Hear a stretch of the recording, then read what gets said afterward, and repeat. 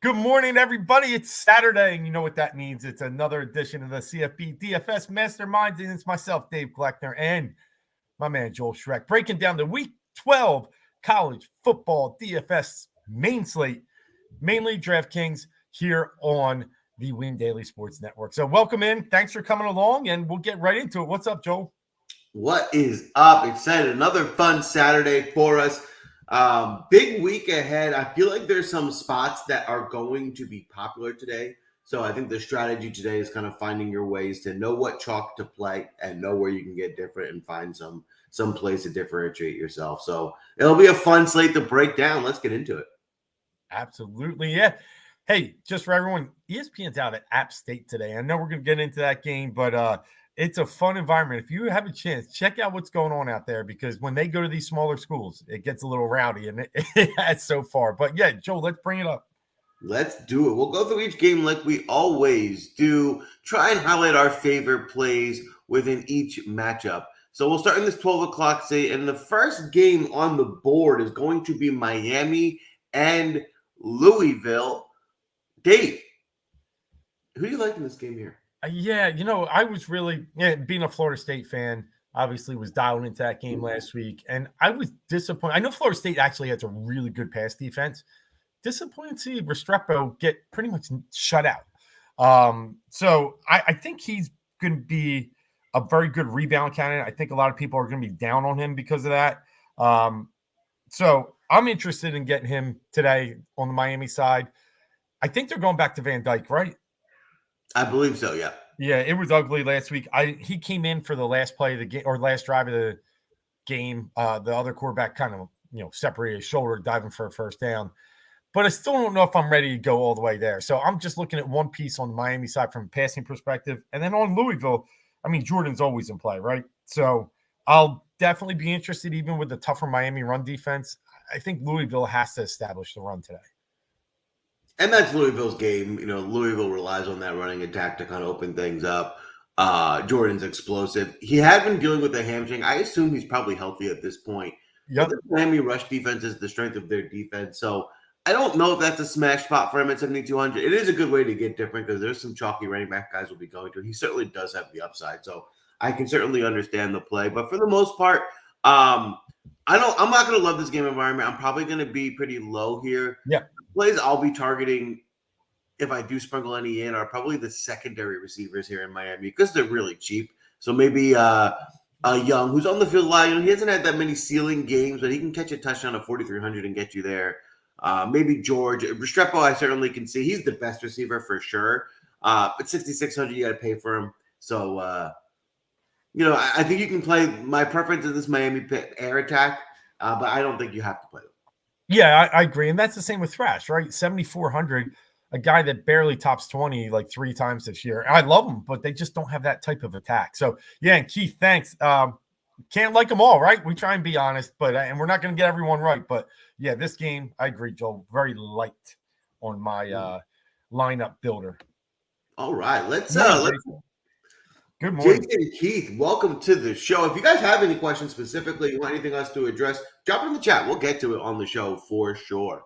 All right, this Oklahoma BYU game. Listen, this is a great spot for Oklahoma. If this BYU defense is bad, Oklahoma is going to score a lot of points. Now, the one thing to keep in the back of your mind to be concerned about is if this game is out of hand, well, if Gabriel doesn't play all 4 quarters at his price, it's probably going to be hard for him to hit that spot.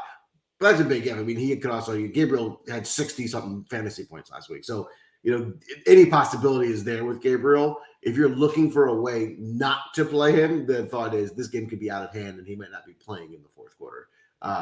But there's a lot to like about this Oklahoma offense today. Dude, 8 touchdowns.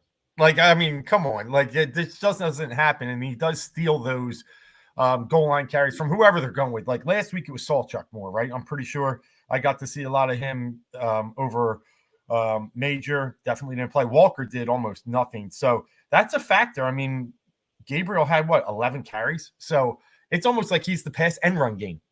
And for that reason, I will play him quite a bit today. You're right. I get a little worried about the kind of game script that he could be sitting in the 4th, but he could also get 45 points by the end of the third. So don't be too scared. I think he's a good play today for sure. For sure, yeah. Although we have some shares of him, I'm not going to fade him because of the upside is certainly there. But I will say my number one play of the day is going to be Sawchuk. Yeah, so 5,500. There's not a ton of value on this slate that I love. I think it's a tough slate for value. At 5,500, I can say that's value. Like that's a pretty good price for a guy who has really been coming on as of late against a very weak defense. And you can be less concerned about the blowout because even if they're up 3 scores, they'll still hand him the ball. And if he gets 20 touches in this game at 5,500, this is a smash spot for him.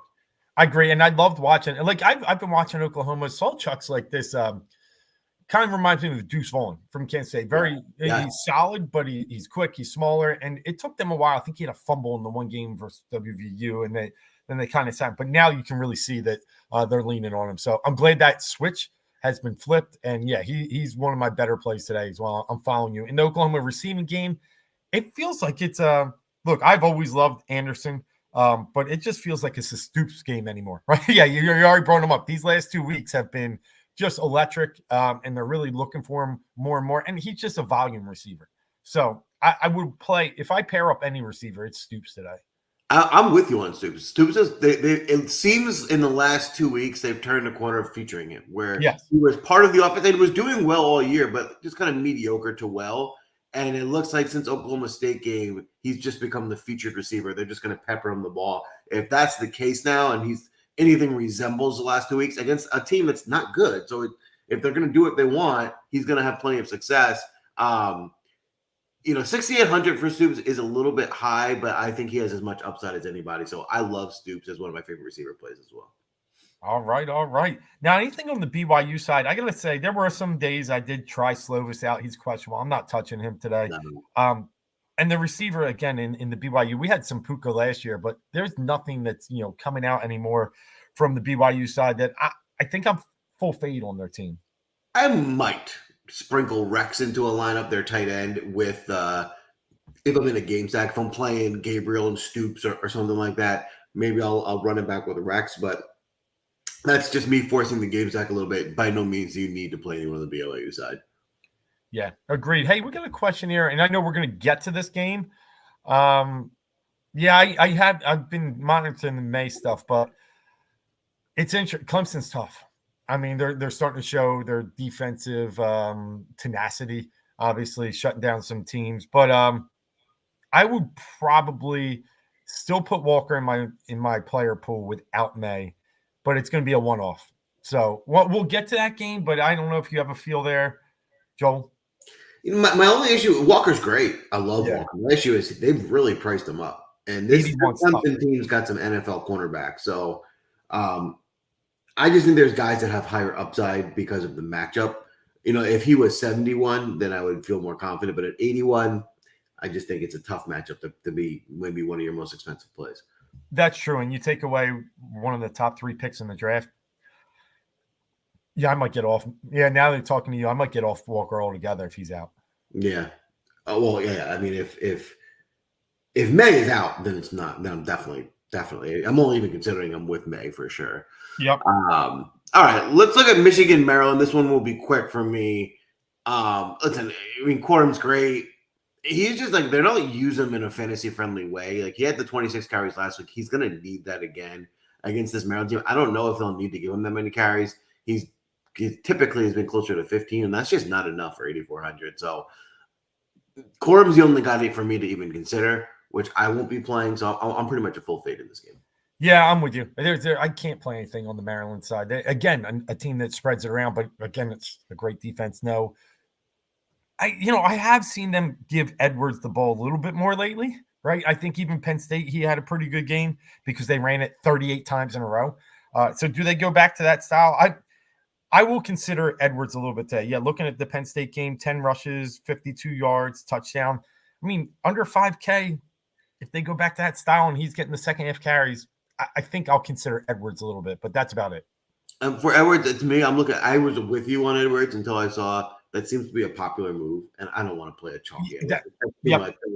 If it was a low owned, I would consider it. If it's going to be like 10 to 15% owned, then I just don't think it. I think there's other spots to go for. All right, now let's go to this Rutgers Penn State game. Rutgers isn't good, but you know what? They surprisingly have a decent defense. So Yeah. I don't think this is a spot like Penn State's going to win the game. They're a much better team, but I don't think it's a spot where they're going to hang like 30, 40, 35, 40 points. I think Penn State wins something like, 28-7 or something along those lines, where I think Rutgers just contains them a bit. So I don't, because of that, I don't, and not only that, Penn State's best offensive weapons are two running backs who eat into each other's usage, which hurts them. Both of them being in the 6K range, I think there's better spots to attack. So I don't love this spot. The one guy I like most, and I don't love it, but because of the price, it's actually Rutgers running back, who's one of the leading rushers in the conference. He's under 5K. This is a tough Penn State defense. It's not a great matchup, but to get a guy who's the best offensive player on the team under 5K, listen, he had 159 yards against Ohio State, so you certainly can get there. Not a smash play, and that's when you have to play, but maybe someone you sprinkle in for value. No, I love it. Like if you watched Penn State last week, Michigan did not pass the ball in the second half. They technically did once, but it was a pass interference. The Penn State flashes this run defense that looks good in the top, but that's because their schedule is soft like everyone else coming into these tougher games. And I think Rutgers will, commits to the run game, I think Monaghan is a great play today. He's in a lot of my lineups already. I'm probably a little heavy on Monaghan. I just feel like watching what Penn State did last week, they're not going to dial it back up. They're down in the dumps. They lost to Ohio State, Michigan again. Yeah, will they win the game? Probably, but I think it's a slow game. That's perfect for Rutgers in a running game. And to your point, like these results are better than 4,900. Like these aren't terrible teams. Ohio State, Michigan State. I mean, I played them last week. I again because of the volume, right? Yeah. So I think he is in play, but that's it for this game. I know, and this is the one you guys want to hear about. This is the exciting game. Let's move over to this JMU App State game. And there's a comment coming up from John. We'll answer that now. Keith, don't worry about jumping around. That's what we like. We like to answer. So, John, we're getting into it right now. And I know talking to Joel before the show, I think we'll have a very good answer for you.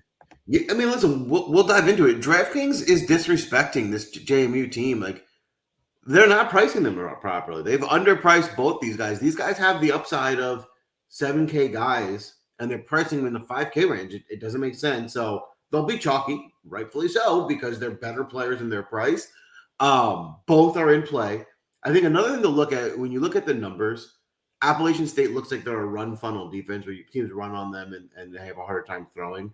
But if you zoom in closer, the reality is they don't play the toughest schedule, and they play a lot of teams that just aren't prolific pass offenses. When they do play a good pass offense, those teams typically have success. So I think the numbers don't tell the accurate story. This JMU team is a prolific pass offense. I think they're going to be able to have their way and score some points. So I will be hammering the Brown, Surratt. I even will get some exposure to Sproles, who's only 3,600. I think getting exposure to this JMU offense is going to be a winning formula today. Yeah, I agree. Let me just put it out there. JMU's implied total is like 32 points. And we're getting receivers under 6K that, Reggie Brown alone has 8 touchdowns, 71 receptions on the year. That's 8K numbers. So I agree with Joel. I just think, they mispriced it, and we're going to have to play. They forced our hand. Yes, it will be a little chalky. Yes, we'll have to follow the path of everyone else for a little bit. But this is where you got to get different. Is it Brown, Surratt, and McLeod? Is it Brown, McLeod? And then, we go to the cheaper route. You'll have to play with your lineups, but you're going to have to at least get between McLeod and the 2 receivers. You're going to have to at least get 2 of them in a lot of your lineups, in my opinion, if not 3. I agree. I think my rule for the day is I want one player on JMU in pretty much every lineup. And then with my lineup with McLeod, I'll be playing almost 2 in most of them because I think there's plenty of ways for them to get there. I also think Lawton's in play. I think there's concerns about Black and if they're going to split carries or what the work order look like. But yeah, Lawton's been coming on of late. And I think that what intrigues me the most is they're throwing him the ball too. So if you're just going to get that usage anywhere between 13, 15 carries along with 3 to 5 catches, again, we said this Appalachian State team has been beat on the ground more than anything. So there's certainly opportunity there at, again, 4,600. Yeah, agree. And then I guess looking on the other side, one thing you have to know, and you probably do if you know a little bit about the Dukes, is they have a great run defense. So no matter what Noel is, I'm probably not playing him. But I am interested in the quarterback and passing combination here, and quite specifically on the pass side, Caden Robinson. He's taken over. He's been really good these past couple of weeks. Horn was their number one for a while. He's playing today, but he only got, I think, one target last week at Georgia State. I'm looking it up. I think Robinson under 5K. Again, we could set our whole receiver, paradigm here with all receivers under 6K and have plenty of money to spend on quarterbacks and running backs. So I like Caden Robinson a lot on the App State side. Yeah, I think it's a good spot. To your point, this JMU defense is a funnel defense. They're good against the run. You'd rather throw against them. So I do think one of these pass catchers can have a big day. It's a good way to stack this game and get some exposure. So I think Horn and Robinson are both in play for however you want to kind of game stack the App State side as well. All right, let's take a look at this. We're starting to get into this afternoon with this Utah-Arizona game. So this Utah defense is good. They're not as good as maybe we thought in the earlier year, but they are good. Arizona defense has been very much improved. I think this is more of a defensive game than people might be realizing. Because of the Utah side, I'm the only guy on Arizona that I'm really interested in is Coleman. Again, he's only 5K. He's very cheap. I know you don't, it's almost unheard of to target a running back against Utah, but they've shown a little bit of weakness. And I mean, it's not Colorado, but he had 11 carries for 180 yards last week. Yeah. He's a very talented back. He also can get some receptions. I think Coleman is just a really good talent, too talented for 5K, even in a tough matchup. Yeah, I agree. We had Coleman last week, and again, Wiley came back, played a little bit, but it still looked like Coleman's backfield. So I'm with you. I still think I'll dial in some Coleman at 5K. It's a good price, especially for someone with that type of high ceiling. So Coleman, and then on the Utah side, I mean, Jackson came back last week, and maybe he didn't get a ton of yards, but he got the 2 touchdowns. And in a game that could be slow and you could get some significant possessions inside the 10-20, he's getting the ball. I think Jackson's still a good price at 5,400. So I'll play Jackson a little bit too, attacking Arizona, who, like you said, surprisingly a good defense, but 130th against running backs. Jackson's similar to Coleman in that, he has a very low floor. He could hurt you badly, but he has a really high upside, and he's a good player. So at 5,400, he certainly can break through a ceiling, even in a tough matchup. So Jackson, I would agree. Now there is one guy we got to talk about real quick on Utah, and it's been Vele. It's been surprising over the past few weeks, but look at his totals: 7, 7, and 5 catches, and averaging just about 21 DK points. And that's not against chumps either: Oregon, Arizona State, and Washington. So Vele's in play for me too at 5,100. I like Bailey today. I'm totally aligned with you. And he's also a big play guy. So for him, if he's going to get those type of targets, it might only take 1 or 2 plays for him to get you there. So at 5,100, I think Bailey is certainly in play. And I think it's been the consistency at quarterback. They finally have a little bit of consistency there. It's been in and out, rising. Is he going to play? But now they're there. So I think that's why Bailey's come out, and I'm definitely playing him today. Yeah, he's definitely a value to be looked at. All right, this is the game you were asking about, the Clemson-UNC game. Listen, to me, if Drake May is out, which I didn't see it. I haven't. I heard something early in the week, but I don't see much when we're looking around. So I'm going to assume he's playing. But in this great college football DFS game that we play, if I see it in the comments, I'm going to put a little down in anymore, because I remember seeing something the other week. Someone chimed in and was right. These late scratches are killers. But let's assume he's going to play, but definitely keep an eye on the news. I agree. You definitely want to have an eye on that. May is great. He's an unbelievable talent. Can he get there today? I certainly think so. As you've heard me say time and time again, paying up at quarterback makes building a lineup very challenging. Yep. If you're not in a smash spot and you're going to cost over 9K, for me, I just don't go there. So Clemson to me is not a smash spot. The price is very high. That's not me saying he can't get there. That's just me saying I'm going to take shots on guys like McCord, like Smith on Houston, because of the price, and they have, I think, similar upside. Yeah, I agree. I think 9,600 is a little much today for May in this game environment. I'd rather play Walker one off. I know, again, we talked about it earlier. Walker 8,100 is a lot, but he's already got 6 touchdowns this year. And I go back to this Florida State stuff, just so you guys know.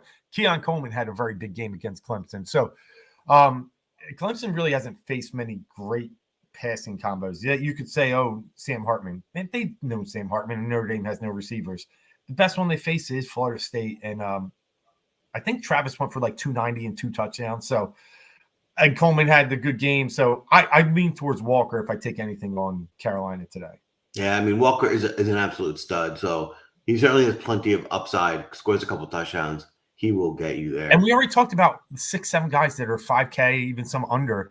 You're going to be able to afford Walker today if you want to. Right. The question you have to ask yourself is, you probably can only afford one guy in that range. So do you want to play Walker? Do you want to play Ollie Gordon? Yeah. Bucky Irving, right? So you got to pick which stud you want, and that's the one you're going to have to roll with in that line. You could do one of each lineup, of course, too, but depending on how you build.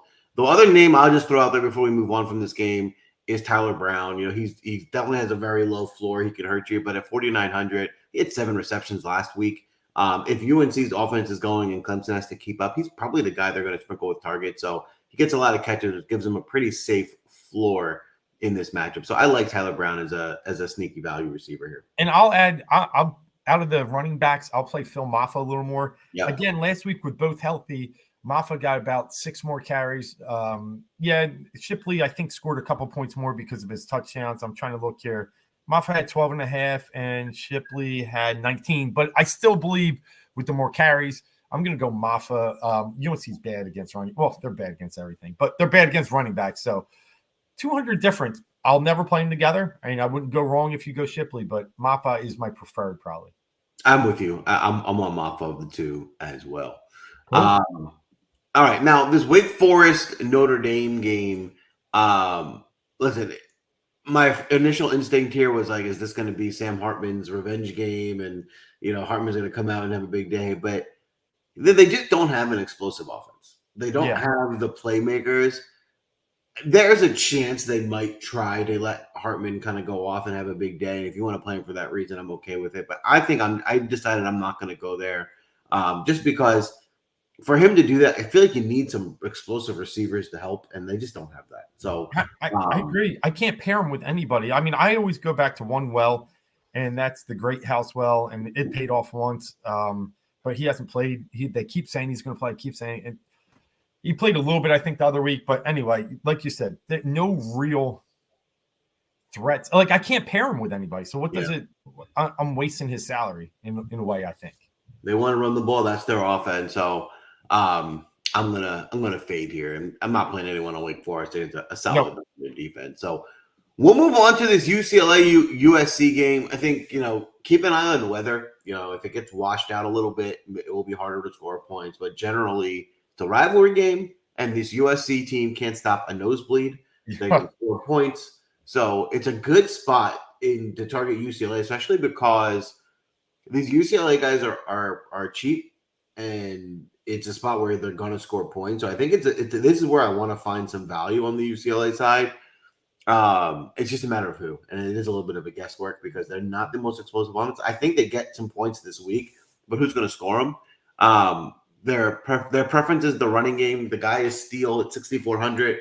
And he hasn't been great as of late, but we've seen him get there against tougher teams too with Oregon State. I think the problem with Steele and with this team is that they share the ball, right? So if Steele's probably not going to get 25 carries, he'll cede some of that work to Harden, who will also get 7 to 10 carries. You can play Harden at 4,900 too, who's pretty cheap. We can get a touchdown. So anyone on the running back side you're looking at in this game? No, mainly Steele. I think USC's allowed 16 rushing touchdowns in 8 Pac-12 games. So I mean, you're gonna have to play Steele somewhere. You don't have to get too heavy on him, but I do like Steele. And UCLA quarterback. If we figure this all out and it's Garber starting, which I think it will be, he's been running with the ones this week. I'm going to be heavy on Garber's. He can run the ball. He can do a few things, and at 6,400, I think it's like you said, USC, they've made their quarterback cry how bad the defense is. So it's just not going to stop anybody. You got to have some side to UCLA. So Garbers will be in my player pool for sure. I agree. That's a value. I mean, he's probably as low as you can go in terms of value at quarterback this week at 6,400. He definitely has upsides against this USC defense. And then you compare him. I'm going to want to pair him with a receiver because if he's going to get there, it's likely going to have one receiver help him do it. It's a matter of which one. But my favorite's going to be Loya. He's their top guy. He'll be the guy that I'll be looking to put in. But as if you want to look at a sneaky play, Sturdivant's been, the next most relevant receiver at only 3,900. He's been weak recently, but let's not forget Garbers has been out. So with Garbers, he's been better. With the backup, he had been pretty poor. The other guy I'll just throw out there, this is a real risky play, but if you want to have some fun, Kyle Ford transferred from USC. So if you want to go on the revenge narrative at 3,300, you're looking at guys who gets 3 catches, 44 yards. This is not like a smash play, but in the event that they maybe want to help him have a revenge game and get him a couple extra looks at 3,300, he could be a guy that you can try and be sneaky with.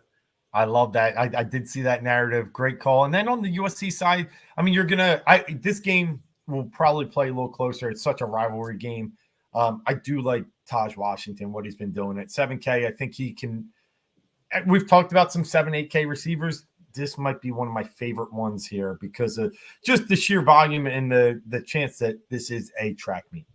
And, listen, USC wants to throw the ball anyway, but if you were to look at this UCLA defense, they're very good against the run. They're going to make you throw the ball. And if they're going to have to throw the ball game, Taj Washington is going to have some big plays. So at 7K, he's the type of guy, I think to the point I was saying earlier, I'd probably rather play Washington than Tez on UNC just because you save $1,000 by doing something. They're probably equal upside, but with the $1,000 in savings, then I can go get some other guys in my lineup as well. I agree. I have him much higher than Tez. I fully agree. All right. Tennessee, Georgia. Well, it's an intriguing game in real life. Not a great spot, I think, for DFS. I like Georgia here to win. Tennessee's run defense has improved, so you probably want to go to the air. I'll be looking at, if I play anyone, Georgia pass catcher, whether that's Bowers, if you think he's healthy, or McConkey. Other than that, not a spot I'm looking to play too many guys. Yeah, I mean, I've loved and I've talked about it, DeJuan Edwards all year, and he's just found ways to get 20 points. Now he's up to 7,500. It's probably just a little much for me today. I mean, he had to get his 20 points last week on just 12 carries. I don't know if that can be sustainable. But one thing is interesting today. Your boy's back, right? Bowers? 7,500 is way too much for a guy coming off, and I think he played a little last week too, but coming off some injuries. I'm not ready to get him at 7,500. But Ladd McConkey, I will actually consider at 6,500 today. It's been good. It's been, about 6 catches over the past 3 weeks on average and just about 100 yards. So McConkey's been good. I'll get him in. There you have it. I love it. All right. Maybe my favorite game environment of the day. 4:00 hammer at the end of the slate. Oklahoma State and Houston. Great spot to target. Now, we gotta make quick mention of last week. Ollie Gordon somehow flopped in a dream matchup. It was just unheard of. It was an outcome that was unforeseeable to me and ruined my day. Because if it wasn't for that, I would have had a great day. But I played him everywhere and he completely flopped on me. So there's two thought processes around something like that happening. People then get off of him and they're like, I'm never playing him again. And then there's people who are like, that's an outlier. Like, go back to the well in another great matchup. He looked so dominant for the 4 weeks prior. It's hard for me to think that type of thing's going to happen again. I'm going back to the well, even with the priced up price tag. I think Ollie Gordon has a huge day. I love Ollie Gordon today. Yeah. And listen, Jason's checking in.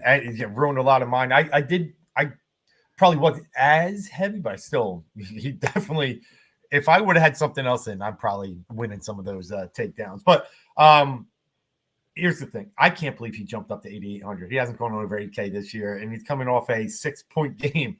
But that just tells you something. I'm ready to go back to the well as well. I mean, Houston's atrocious against running backs. And if Oklahoma State learned anything, you can't get away from this guy early. And that's the game got out of hand last week. I think UCF beat them by about 40, right? So I do think they'll have an adjustment and they'll get their best player the ball early and often in the passing game, in the running game. I'm big on Ali today too.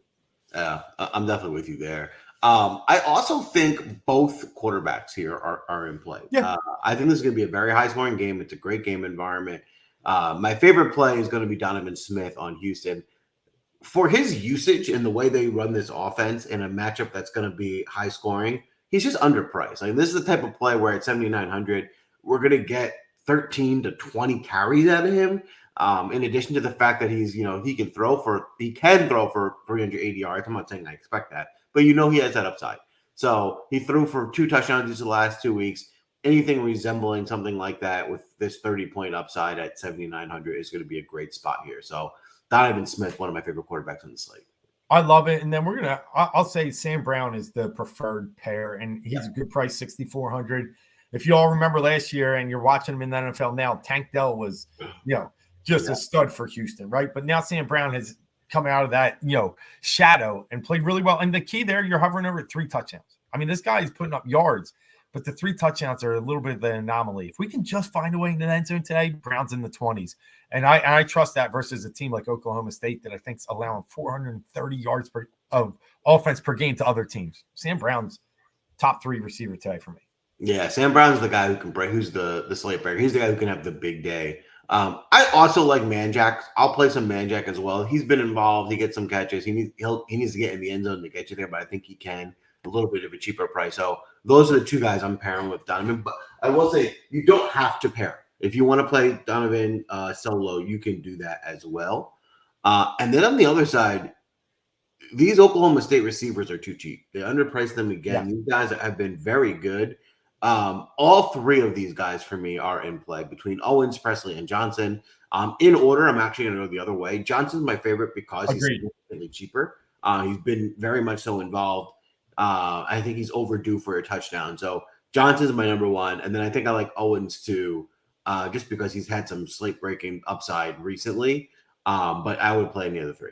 Yeah, I agree. Johnson's my 1. I liked him last week. And still, didn't kill you. Still got 12 points in the 4,900 range. Now he goes down even a little cheaper. So, yeah, Johnson's my 1. I just feel like he's the most steady of all of them. But, yeah, I'll still get a piece of the other receivers too. But Johnson's my 1. Yeah, totally with you there. Last game of the slate, Oregon, Arizona State. There's one guy here who I really love, and that's going to be Bucky Irving, who has a ton of upside. They're getting him the ball all sorts of ways. And the thing to love about him most is that he's only 7,600. So if you're comparing him to some of the other studs, he's affordable, and he has the 30-point upside that you're looking for. So Bucky's my priority in this matchup. There's plenty of spots, especially on the Oregon side, that are fine for me to play. It's just, Franklin at 8,700 has got to be great. He certainly can be, but I don't want to pay up as much on Franklin. Tez Johnson's been coming around. If you want to play Tez a bit cheaper, who has similar upside, I would probably prefer Tez because of the price. But other than that, Bucky's the priority. Yeah, Tez is okay. Going back to my other top 3 talk, Tez is in my top 3 receivers today. He's at 80 points the past 2 weeks. There's that story that he kind of has really bonded with Knicks. His family moved over here. He's like a little brother to him. So, and Tez is just a speedster, right? So if you get an open space in Arizona State, not great, 240th against wide receivers, I think he could take one to the house just from a quick screen. So and that's the same with Irving, right? So I like the 2 fast players today. I agree. I think if they go long, Franklin's always in play. He's always good. But I think he's going to get you 2022, where Bucky could easily get you high 30s today. Exactly. The last name here that I'll mention before we wrap up today is Elijah Badger, who's Arizona State's top receiver. This guy's got a lot of upside. Listen, he has a few games with 12 catches, 100-something yards, especially if Oregon's going to kind of score a lot of points. If they have to catch up, throw him the ball a lot. I think at under 6K with the amount of catches that he can get, I think he's got a pretty high floor. So I like Elijah Badger as well. Yeah, and I'll mention Scatterbo is a good running back. The problem with these types of game environments is that, and you saw it against Utah, they lost 55-3, and he scored 3 points. So just be careful there. I do think he's a guy that could, surprise, maybe sprinkle him here or there, but do not lean on him. It's going to be a tough game environment for them to use a run game. I'd rather go with Badger. There you have it. That is a wrap for today's slate. It's a fun slate today. Let us know, who you guys are playing. Show us those green screens at the end of the week. We'd love to see how you guys did, if you got any wins. The one thing to keep an eye on is there's some obvious spots. Make sure you don't get too chalky. Just find ways to get different. You can play some chalk. Just make sure you sprinkle it in with some other guys that aren't as chalky as well. Before we wrap up today, Dave, do you have a bet of the day? Yeah, I'm looking at Purdue and Northwestern. Purdue had a good win last week, so did Northwestern. I'm going to lean Purdue there. And then I'll also say that line in Miami-Louisville is a little sneaky, right? I think Louisville's a 1-point dog or 1-point favorite. Keeps flipping back and forth. Ranked team down in Miami. So I'm leaning the Hurricanes as well. Purdue and the Hurricanes. Boom. There you have it. Good luck today, everyone. We will be circling back again next week, hopefully counting our wins. Good luck. See you next time.